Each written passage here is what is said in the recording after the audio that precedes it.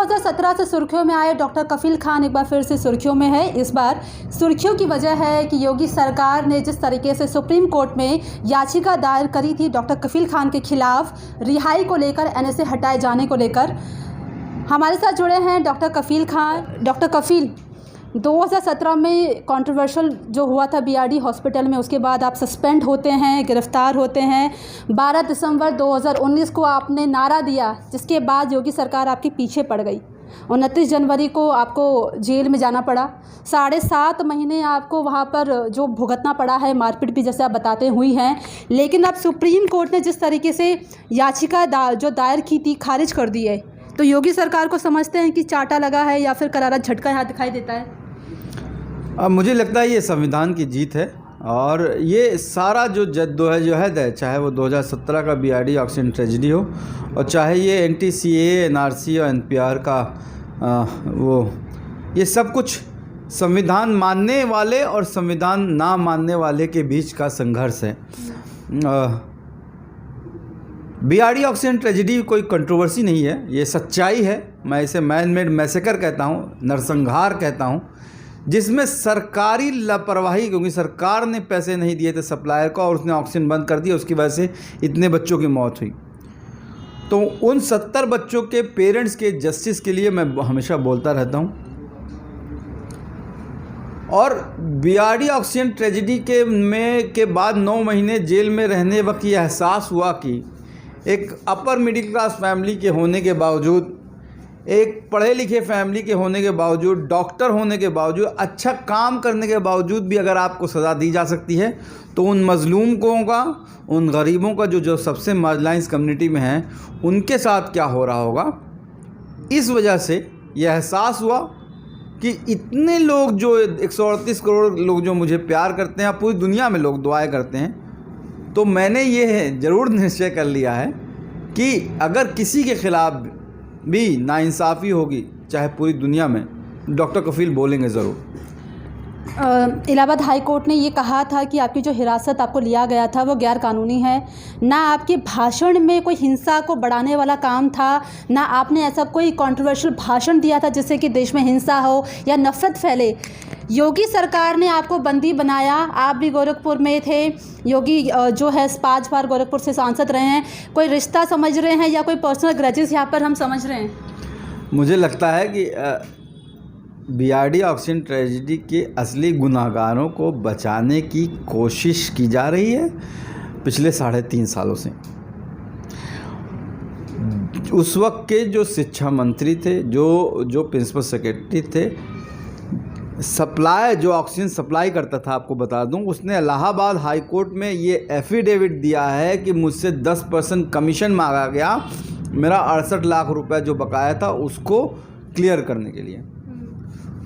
तो जो 10% कमीशन मांग रहा था उसको बचाया जा रहा है और इस सारे बचाव के खेल में ये खेल खेला जा रहा है। तो मुझे लगता है कि 2022 बहुत दूर नहीं है और जो बच्चों के असली गुनाहगार हैं वो जल्द ही जो हैं सलाखों के पीछे होंगे। तो अभी तो आपकी जो यूपी सरकार ने जो याचिका दायर की थी सुप्रीम कोर्ट में, वो खारिज हो गई है। लेकिन जो हम देख रहे हैं सीक्वेंस, उससे लग नहीं रहा है कि योगी सरकार अभी आपको बख्शने के मूड में है या कुछ और प्लान कर रही है, या किस तरीके से डॉक्टर कफील खान को पकड़ा जाए शिकंजे में, वो प्रयास अभी भी जारी है? अब उनका बस चलेगा, 2022 तक मुझे जेल के पीछे ही रखेंगे। मैं आपको ये भी बता दूं कि बहुत सी धमकियां आ रही हैं और कि तुम्हारे भाई के बाद तुम्हारा नंबर है। आपको पता होगा मेरे भाई को गोली वहाँ मारी गई थी जहाँ पे चीफ मिनिस्टर योगी आदित्यनाथ जी महाराज खुद मौजूद थे, 501 किलोमीटर की दूरी पे। और आज तक 2 साल हो गया है, ना कोई गिरफ्तारी हुई, ना चार्जशीट हुई, ना कोई इन्वेस्टिगेशन हुआ है। तो मुझे धमकियाँ मिल रही हैं। हमने जो है डिस्ट्रिक्ट मजिस्ट्रेट और एसएसपी गोरखपुर को लिखा है, डीआईजी और आईजी को भी लिखा है, और अगर ये प्रोटेक्शन नहीं देंगे तो हम कोर्ट को मूव करेंगे। तो न्यायालय की तरफ से तो आपको इंसाफ मिल रहा है और उसके लिए कितना आप आभारी समझ रहे हैं, लेकिन उसके बावजूद भी जैसे आप बता रहे हैं कि आपको धमकियां मिल रही हैं, जान को खतरा है, परिवार भी है आपका, ये 2 बच्चे भी हैं, तो उसके बाद कितना भरोसा आप जता पा रहे हैं कोर्ट पर भी? सिर्फ जुडिशरी की बात नहीं, अगर आप जो 4 स्तंभ कहा जाता है संविधान का, एडमिनिस्ट्रेटिव, पॉलिटिकल, जुडिशरी और मीडिया, ये चारों का चारों जो है इन्फिल्ट्रेट कर चुका है उन आइडियोलॉजी से, उन सोच के हिसाब से जो इंसान को इंसान से डिफरेंशिएट करता है, नफ़रत करता है। पर कहा जाता है ना कि जैसे आप ही हैं, अब इसी तरह से जुडिशरी में है, इसी तरह से एडमिनिस्ट्रेटिव में, इसी तरह से पॉलिटिकल, हर उसमें अच्छे इंसान अभी भी मौजूद हैं सिस्टम में। तो I believe in each system. मैं जुडिशरी का बहुत बड़ा शुक्रगुजार हूँ, चाहे इलाहाबाद हाई कोर्ट हो, चाहे सुप्रीम कोर्ट हो, चाहे लोअर कोर्ट हो। हर बार जब उत्तर प्रदेश सरकार ने मुझे फंसाने की कोशिश की है, मुझे लोगों के प्यार और दुआओं ने और जुडिशरी ने ही बाहर निकाला है। नहीं, तो जब योगी सरकार के खिलाफ तो ये प्रदर्शन था नहीं सीए का, ये प्रदर्शन था उस काले कानून के खिलाफ जो आप लोग कह रहे थे, जो सीए प्रदर्शन हो रहा था। तो ऐसे में आप समझ रहे हैं कि जब हम प्रदर्शन करें, जब यानी कि योगी सरकार प्रदर्शन करती है तो उनका प्रदर्शन, जब आप लोग प्रदर्शन करते हैं तो वो एंटी नेशनल बन जाता है। नहीं, उस अगर आपने स्पीच सुनिएगा, उस स्पीच में भी मैंने जो है उन 70 बच्चों की बात कही है। उस स्पीच में ही मैंने ये हेल्थ फॉर ऑल कैंपेन की बात कही है। मैंने बताया है कि किस तरह से देश का जो है पूरा स्वास्थ्य सिस्टम जो है वो टूट गया है। हमारे 50% बच्चे कुपोषित हैं। हर साल पूरी दुनिया में ट्यूबरकुलोसिस जब ख़त्म हो रही है तो 4.5 लाख लोग टीबी की बीमारी से मर जा रहे हैं। हमारे जो है कोरोना की वजह से 500-1000 लोग मर रहे हैं, लेकिन 28,000 लोग रोज़ जो हैं नॉन कोविड बीमारी, यानी किसी की डिलीवरी के वक्त मौत हो जा रही है, कोई रोड एक्सीडेंट में मर जा रहा है, किसी को हार्ट अटैक हो जा रहा है, किसी को डायलिसिस की सुविधा नहीं मिल रही है। तो हमारा स्वास्थ्य सिस्टम टूट गया है। मैंने उस वक्त भी उस बारे में बात की थी और मुझे लगता है कि सरकार को ये अच्छा नहीं लगता है कि उनकी जो कमज़ोरियां हैं, जो नाकामियां हैं, उनको दुनिया के सामने लाया जाए। ऐसे बहुत सारे पत्रकार भी हैं। मेरा एक और सवाल है, आप इतने अच्छे डॉक्टर हैं, बेहतरीन आप डॉक्टरी करते हैं, एक्टिविज़म क्यों कर रहे हैं? आप एक्टिविस्ट क्यों बनते जा रहे हैं? मैंने बताया ना कि आपको जेल में रह के मुझे एहसास हुआ कि अगर मैं एक अच्छी फैमिली होने के बावजूद, डॉक्टर होने के बावजूद, अच्छा काम करने के बावजूद भी अगर चक्की पीसने के लिए जेल में डाला जा सकता हूँ इतने लंबे समय के लिए, तो उन मज़लूमों, उन गरीबों, उन मार्जिनलाइज्ड कम्युनिटी का क्या होगा जिनकी कोई आवाज़ ही नहीं है। बहुत से लोग मार दिए गए, बहुत से लोग अभी भी जेल में हैं, 10-10 साल, 20-20 साल जेल में रह चुके हैं और उनको कोई इंसाफ नहीं मिला और शायद आप उनकी स्टोरी जानते भी नहीं हो। तो मुझे लगता है एक ज़िम्मेदार भारतीय होने के नाते ये मेरी ज़िम्मेदारी है कि कुछ भी देश की अखंडता, एकता के ख़िलाफ़ हो रहा हो, कुछ भी देश के डेवलपमेंट के ख़िलाफ़ हो रहा हो, तो मेरा बोलने की ज़िम्मेदारी है। तो मैं आपकी इस बात से एकदम सहमत हूँ कि यस, एक डॉक्टर के साथ साथ एक्टिविज़म जो है डॉक्टर कफील में आ चुका है। चलिए, एक आखिरी सवाल है कि अब आगे की क्या प्लानिंग है आपकी? आगे कुछ और आप एक्टिविज़म के क्षेत्र में, क्योंकि आप लगातार देखिए सोशल वर्क भी कर रहे हैं, फैमिली भी है, लेकिन जब बाल बच्चे होते हैं तो मुझे लगता है कि बहुत मुश्किल होता है। आप इंसानियत दिखाने के लिए रोडों पे उतर जाएं, सरकार के ख़िलाफ़ आप आवाज़ उठाएं और सरकार उसके बाद आपके पीछे पड़ जाए, तो घर परिवार कैसे मैनेज होगा? क्या प्लानिंग है आगे की? और जो धमकियाँ मिल रही है उससे कैसे आप बच पाएंगे?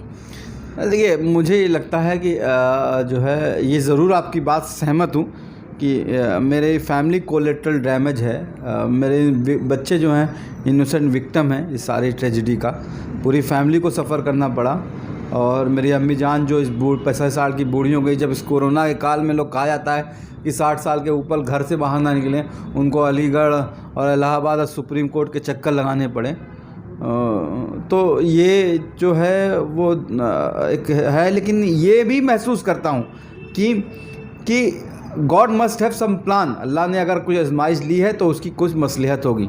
तो ये ज़िम्मेदारी बनती है कि मुझे बोलना चाहिए, और चाहे अभी फार्मर प्रोटेस्ट हो और चाहे आगे भी अगर कभी कुछ ऐसा लगेगा कि जो देश के ख़िलाफ़ हो रहा हो, उसके ख़िलाफ़ बोलता रहूँगा।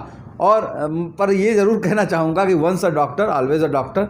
मुझे अगर सही में खुशी मिलती है तो बच्चों को इलाज करने में, तो जो मैं मेडिकल कैंप पहले से करता था वो करता रहूँगा। ये आप सबसे वादा है।